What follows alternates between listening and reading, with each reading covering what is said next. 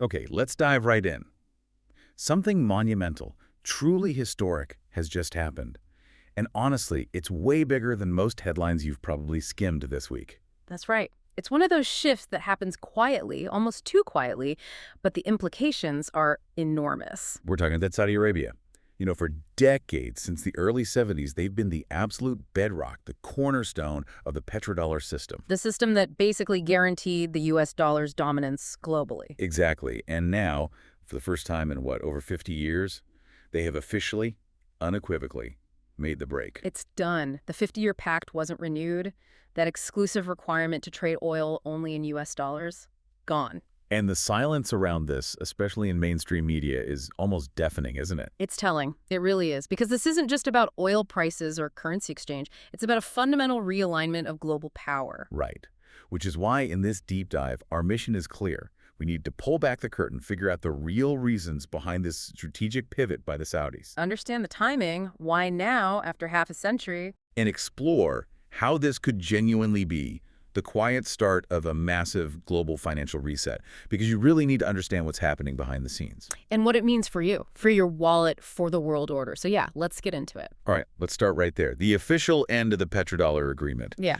Can we confirm this? Is it absolutely 100% confirmed? Boots on the ground happening now? Yes. No ambiguity left. Saudi Arabia's recent statements, their actions in the market, it's crystal clear. They are not renewing that exclusive USD agreement. The one from 74, right, after the oil crisis. Precisely. That specific deal has been the foundation for over 50 years. It's not speculation anymore. That 50-year agreement quietly expired, and crucially, it wasn't renewed. So the default mechanism, the requirement for Saudi oil to be priced in dollars, that's finished. Okay, so that exclusive link is cut. What does that mean right now, today, for someone buying Saudi oil? Are they taking any currency? What should we be watching? Well, the immediate consequence is huge.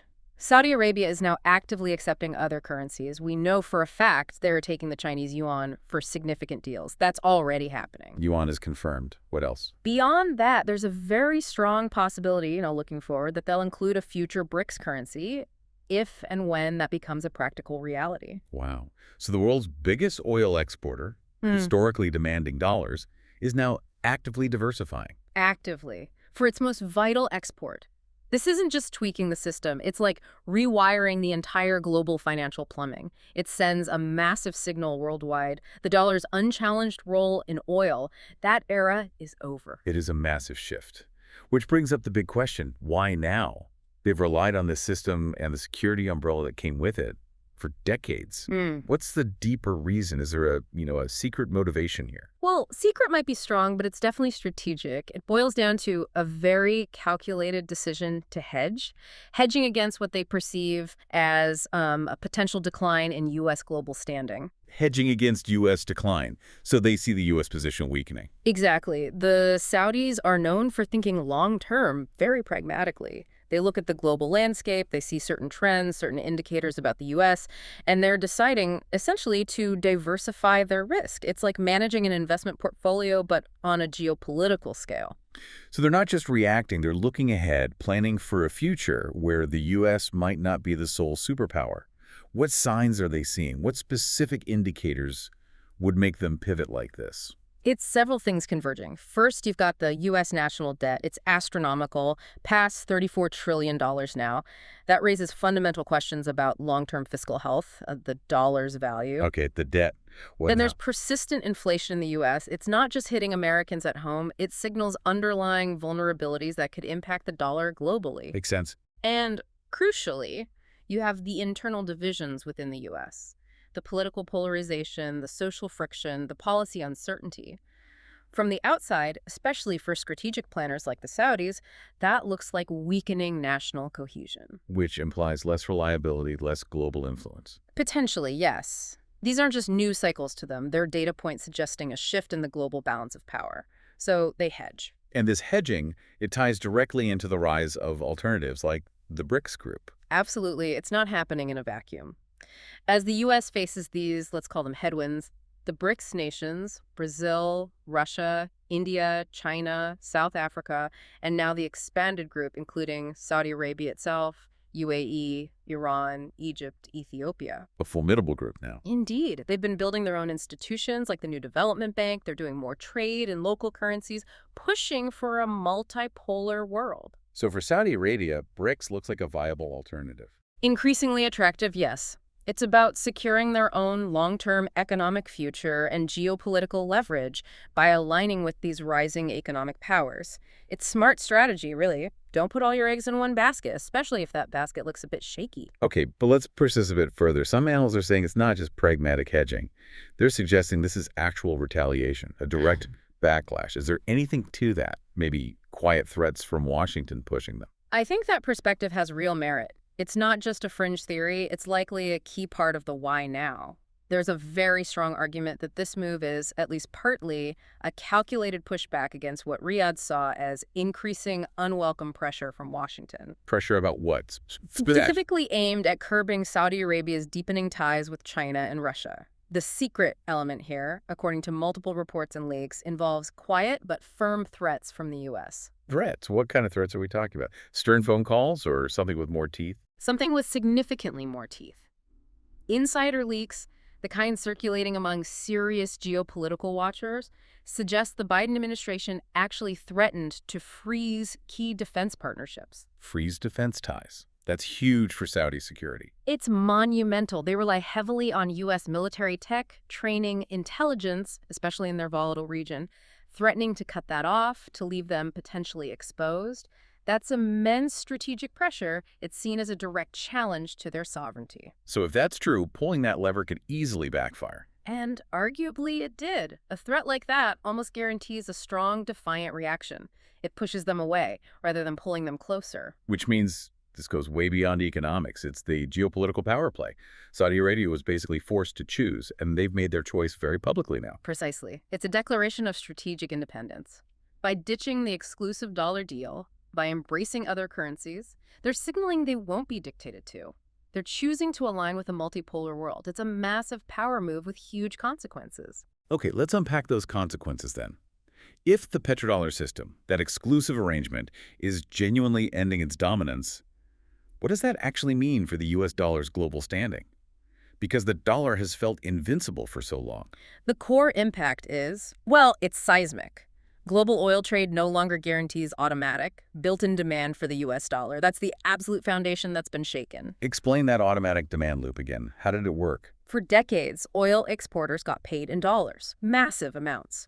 But they didn't just sit on them. They reinvested those surpluses hundreds of billions a year back into U.S. assets, treasury bonds, stocks, real estate. This petrodollar recycling was crucial. So it created a constant flow of money back into the U.S. Exactly. It provided cheap financing for U.S. government debt, for corporate borrowing. It propped up the U.S. economy and cemented the dollar as the world's main reserve currency.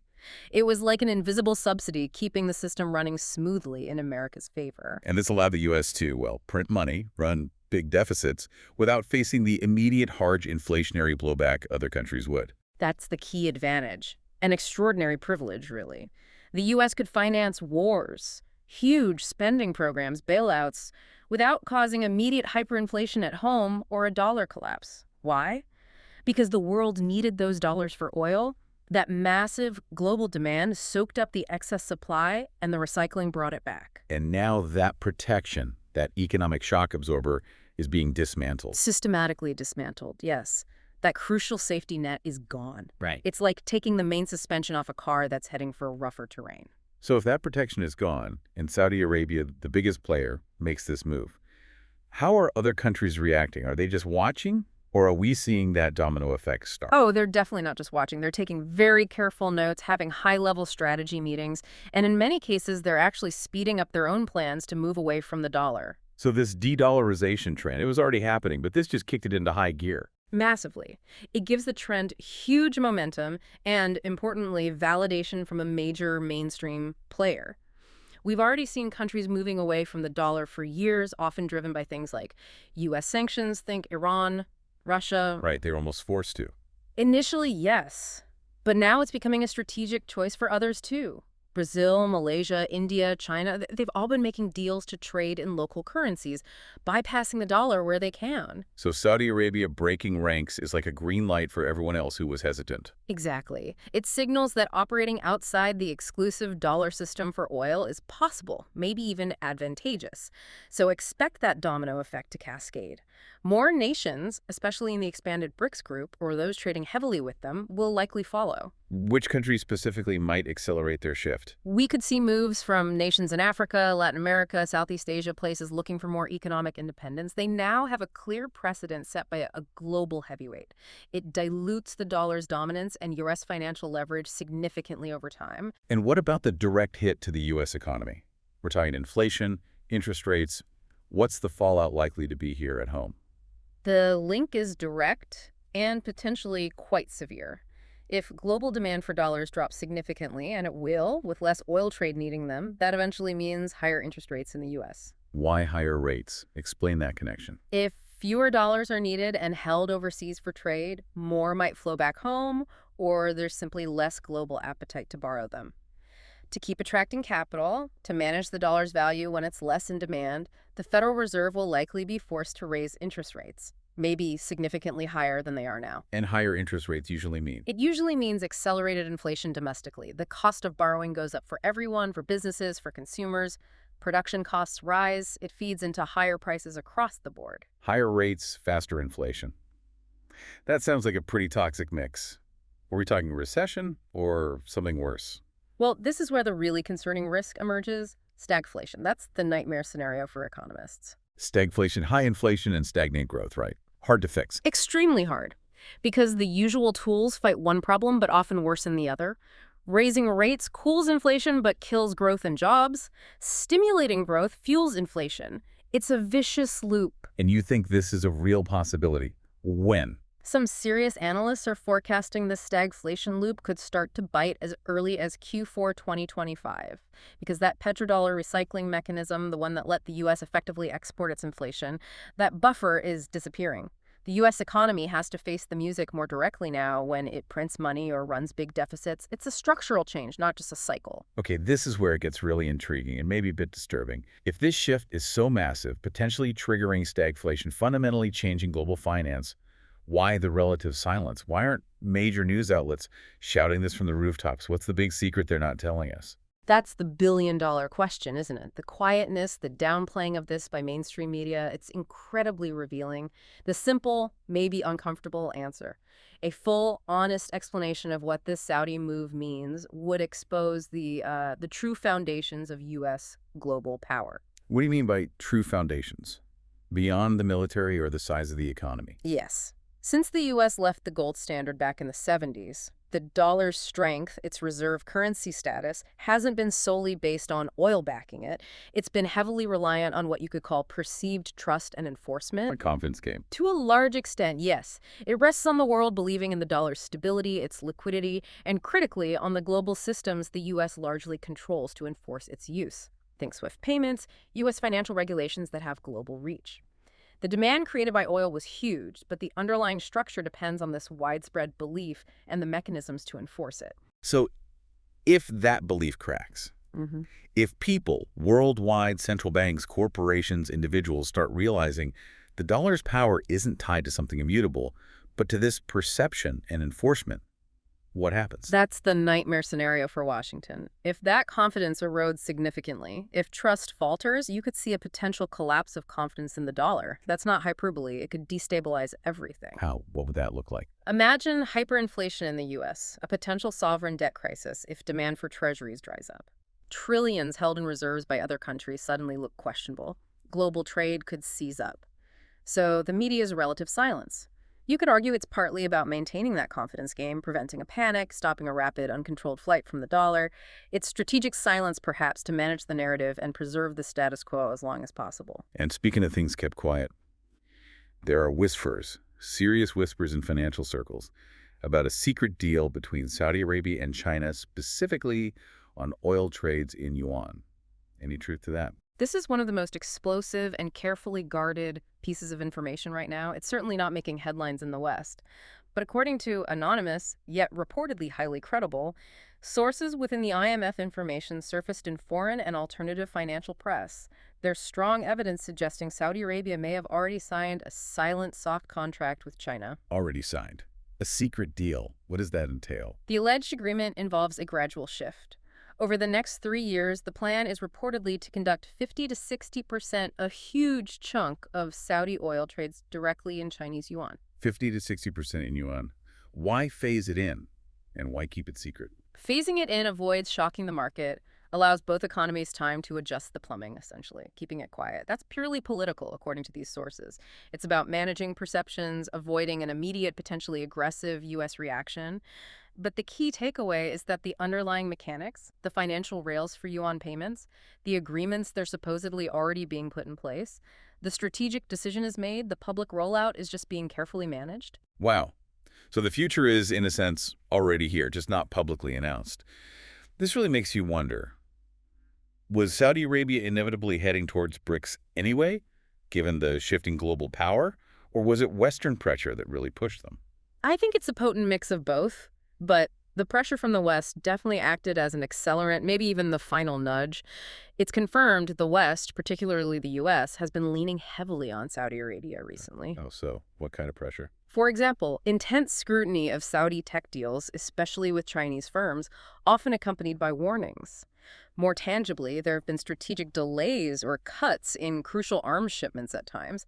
Officially, it might be linked to human rights, but geopolitically, it's widely seen as leverage. Leverage to discourage ties with China and Russia. Exactly.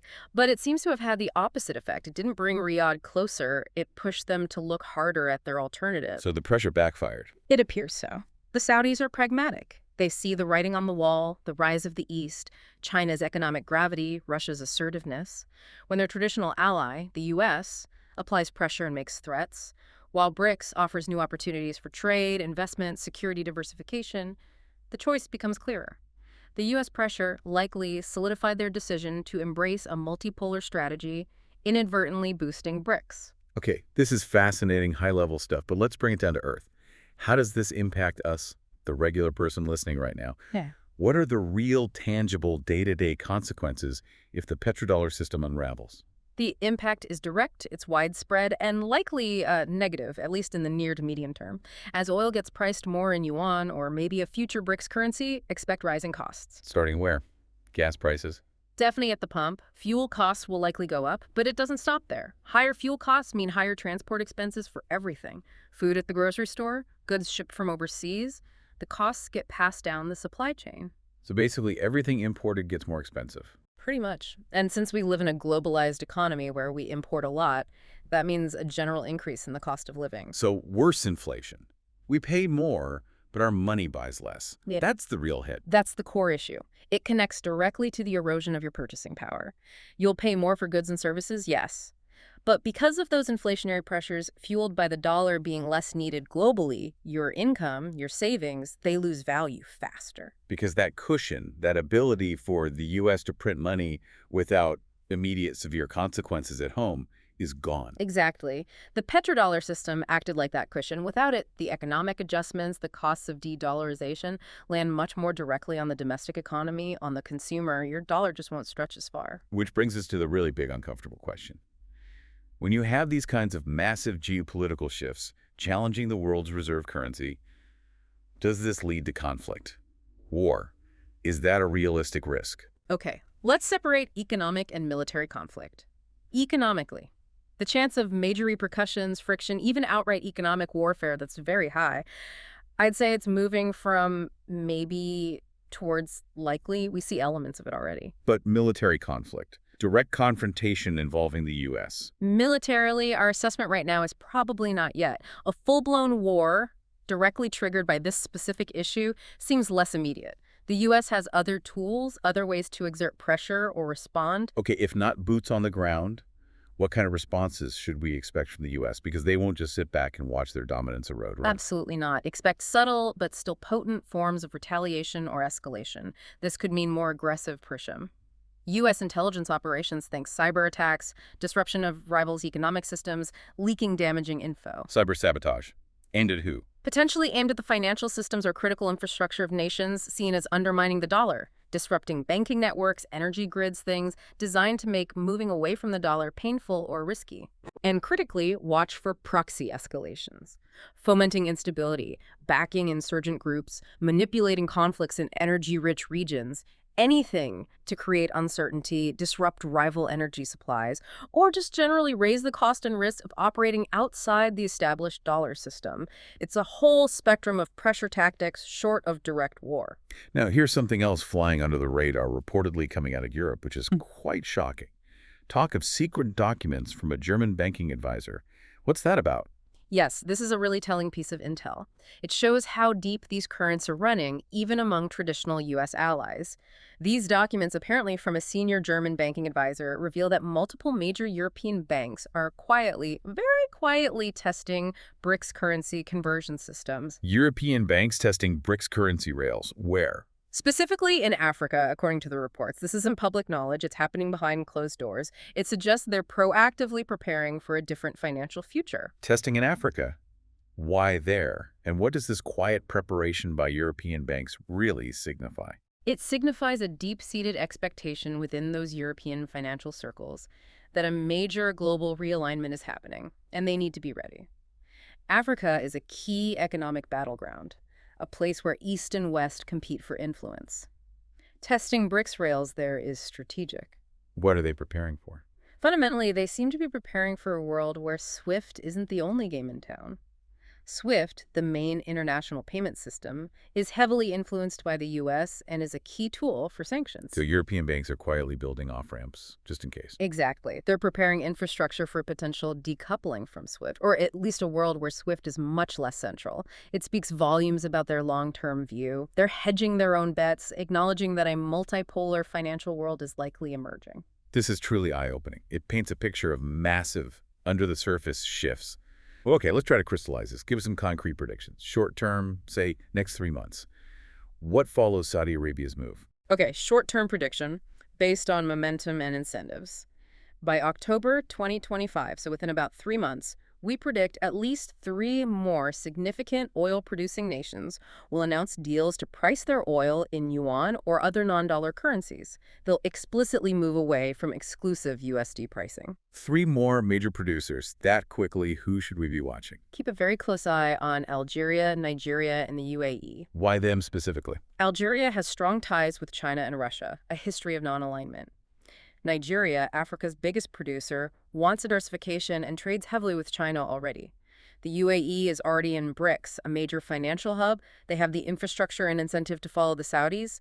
Their moves could be the next big signals. Okay, that's the short term. What about midterm, 6 months out? How do the established powers, the IMF, the G7, respond to this accelerating trend? Midterm. Within 6 months, expect a defensive maneuver. We forecast the IMF or the G7, maybe together, will announce some kind of global asset stabilization plan. A stabilization plan, what would that look like? It'll be carefully worded, but it's essentially a coordinated defense, trying to slow the outflow of reserves from the dollar and other Western currencies, counteracting BRICS' growing financial pull. It might involve new loan facilities, currency swap lines, maybe pushing for tighter coordination among G7 economies to prop up the existing system. A strategic counterpunch to try and steady the ship. And longer term, say 12 months plus, looking into mid-2026.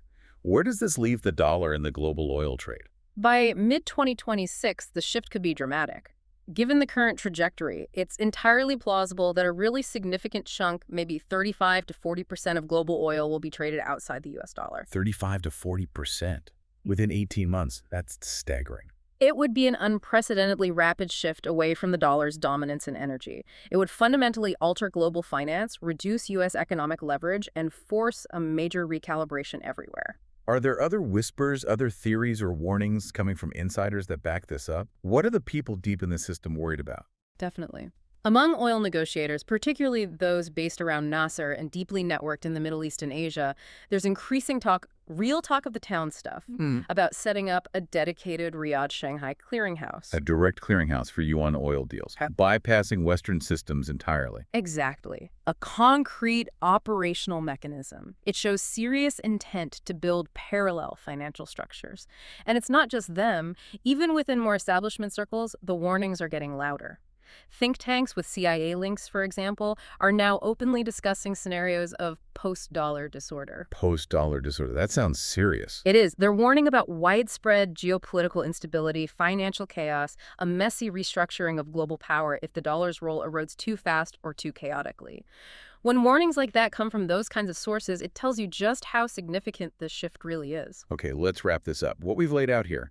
Saudi Arabia's move, it wasn't just news. It feels more like a warning shot, a major signal to the world, right? Absolutely. A profound, unmistakable warning shot across the bow of the existing global financial order. It confirms the landscape is shifting under our feet irrevocably. The old rules are changing. New power dynamics, especially around money, trade, resources. Exactly. This isn't just a temporary fluctuation. It's a deep structural change defining the next era. And that implies a real divide is opening up, doesn't it, between people who get these dynamics, who understand power and money on this global scale. And those who don't.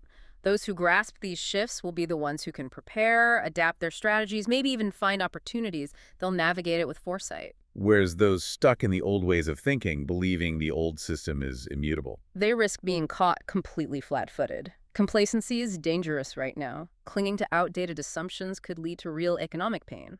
Awareness and adaptability are absolutely crucial. So here's a final thought for you, something to really chew on after everything we've discussed. BRICS, the group we keep mentioning, recently activated their $100 billion contingent reserve arrangement. $100 billion ready to go. A massive war chest, essentially. Right. So what does that signal? Is it just sensible economic cooperation, a safety net for members? Or is it something more? Could you see it as, well, as a declaration of economic war on the dollar system?